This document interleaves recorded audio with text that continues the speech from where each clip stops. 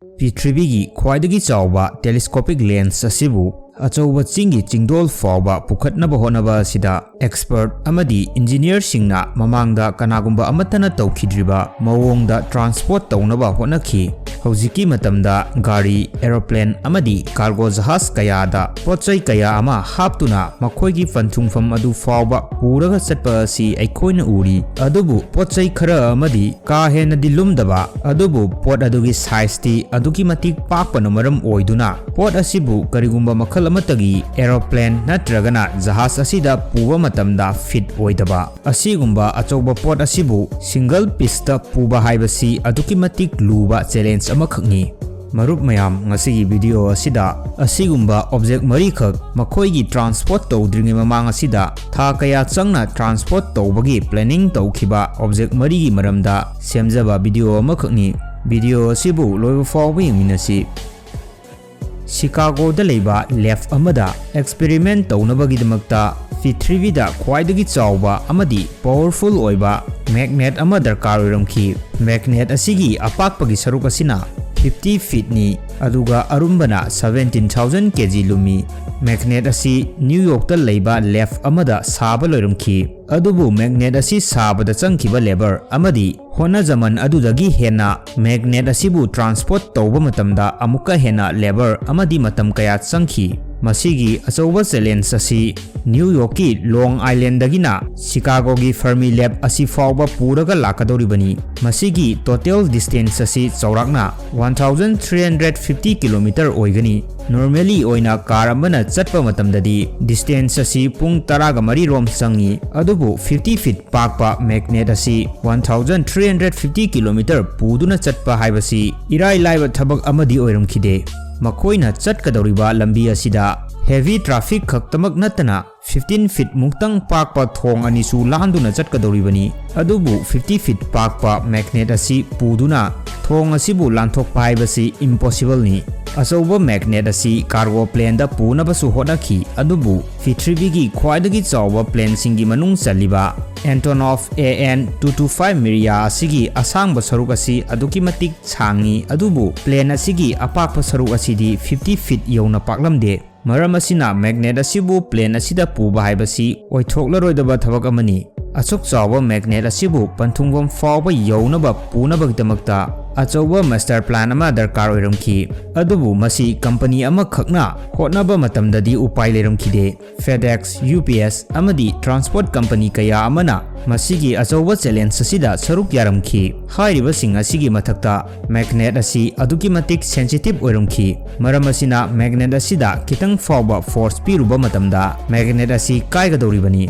maram asidagi ihan hanbada magnet asigi steel frame ama hana saramki magnet asibu transport tawnaba honabada saruk yariba transport company amadi law agency singna planning loiraba matung 22 June 2013 asida magnet asi transport tawba horamki steel frame na fazilaba magnet asibu heavy duty crane gi matengdagi achauba trolley panba truck asida thangalamki masidagi tapna magnet asi samudragi mafan fawba puduna laklamki aduga amuk hanna crane gi mateng lawduna achauba flat oiba cargo ship amada haplamki magnet asi cargo ship asida haplaga tha ama chupna samudra asida travel tawduna laklamki masida Florida Mexico amadi Alabama fawraga Mobile River amadi Mississippi River asidagi Chicago gi Lemon Port fawba puraklami adubu makoigi challenge asi matang asida loiramkhide cargo ship asidagi heavy duty crane gi matengdagi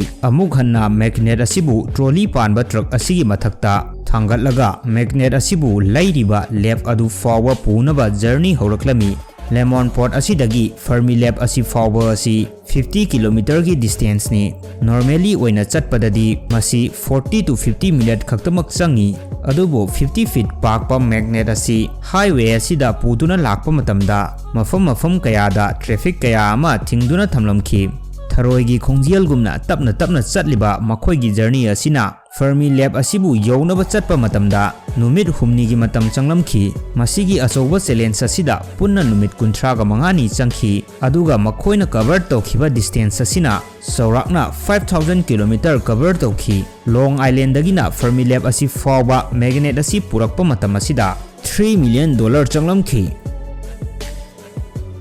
magnet की वारी लोरबा मतुंग मथंगी transport challenge असिना world की ख्वाइदगी चावबा telescopic lens असिबु ट्रांसपोर्ट तौबा असिनी टेलीस्कोपिक लेंस असी यूनिवर्सिटी ऑफ एरिजोना दा सादुना मोंटे क्रिस्टो की चिंगदोन फावबा पुदुना चटपा हाइबसी इराई लाइबा थबक अमदि नते मिरर असिगी अरुंबना 16 टन लुमी अदुगा असिगुंबा 16 टन लुम्बा मिरर अनी असी 200 किलोमीटर लापना पुदुना चटकदौरिबनी मरम असिना ट्रांसपोर्ट असी तौद्रिङै ममांगदा था कया चंगना ट्रांसपोर्ट तौनबा प्लानिंग हाना तौरमखी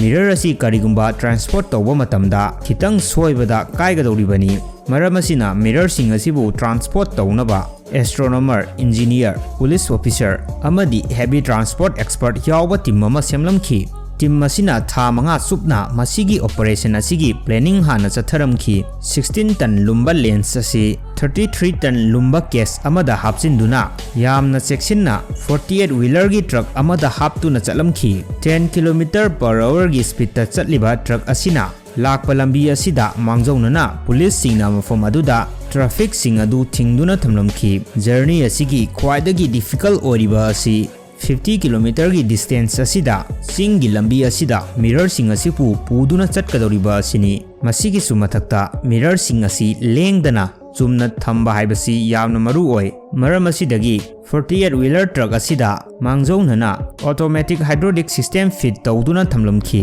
मसिना मिरर असिबु जर्नी की मतम असिदा मिरर सिंग असिबु लेंगहंदना चुमना थमलमखी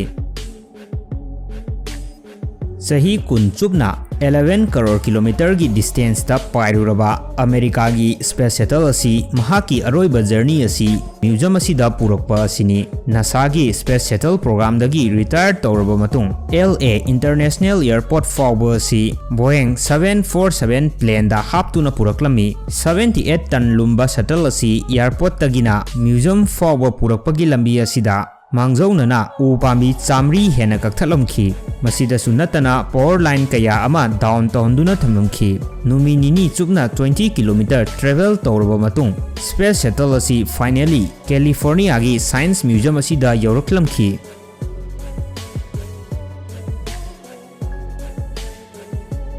हौजिक अखोइना उरिबा मेचिन असी पृथ्वी की ख्वाइदगी चावबा माइनिंग मेचिन अमनी मसिबु बेगर 288 हाइरगा खंगनरी मेचिन असी कोल माइन अमदी ओपन पिट माइल तौबदा सिजिनबा मेचिन अमखनी मेचिन असिगी अवांगबना 330 फीट वांगी अदुगा अपाकपगी सरुक असिना फुटबॉल फील्ड अनि मुकी चांग पाकनी मसिगी मेचिन असी कयामुक चावी हाइबा तारगदी अमुक्तदा ड्राइवर मंगा चंगना थौरिबा मेचिन अमखनी 2001 दा मेचिन असिना वर्क अमा कंप्लीट तौरमलगा साइट असिदगी 22 किलोमीटर लापा साइट अमदा पुदुना चटनबा थौरांग तौरमखी इंजीनियर सिंगी मतुंग इन्नदी मेचिन असी यामना लाइना ट्रांसपोर्ट तौबा याय मरमदी मेचिन असी ट्रांसपोर्ट तौद्रिङै ममांगदा हाना मेचिन असी डिसएसेंबल तौथोकलगा ट्रांसपोर्ट तौगदौरिबनी अदुगा मखोइगी साइट अदु यौरगा अमुक एसेंबल तौगनी अदुबु हंदक्की मतांग असिददी सिचुएशन असी अदुकी मतिक लुरमखी 22 किलोमीटर असिबु ट्रेवल तौनबा होटनबा मतम असिदा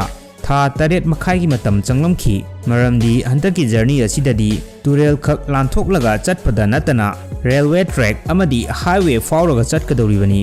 मेचिन असिबु तुरेन लांथोकनबा स्पेशल शिप अमा अरेंज तौरमखी मसिदसु नतना मफम कया जगह कयादा लेमाई तेमथोकलगा लेवलिंग तौरमखी मेचिन असिबु ट्रांसपोर्ट तौनबा होटनबा मतम असिदा 70 लाख क्यूबिक फीट की एरिया असी लेवलिंग तौरमखी मसिगी सुमथक्ता मेचिन असिबु पुबा मतमदा नुंगाइनबा होटनबदा मफम कयादा नापी कयासु थारमखी मसिना मेचिन असिबु पुबा मतमदा इराई लाइना हेना इजी ओहली 33 फीट पर मिनट की डिस्टेंस दा ट्रेवल तौदुना मेचिन असिना था 8 का मखाइगी मतुंग असिदा मखोइगी अनोबा साइट अदु यौरमखी सुबनदगी 22 किलोमीटर की डिस्टेंस असिदा मेचिन असिबु पुनबा होटनबा असिदा कंपनी असिना $9 मिलियन की खर्च तौरमखी मरुप मयाम ngasi वीडियो असिदी मतंग असिदा लोइसिलगे व्यूअर्स मयामना चैनल असिबु फुल सपोर्ट तौबिबगिदमक्ता हाइनिंगाइ लेतना थागतचरी मयामगिदमक्ता अनोबा वीडियो अमा अमुक पुदुना लाक्सगे।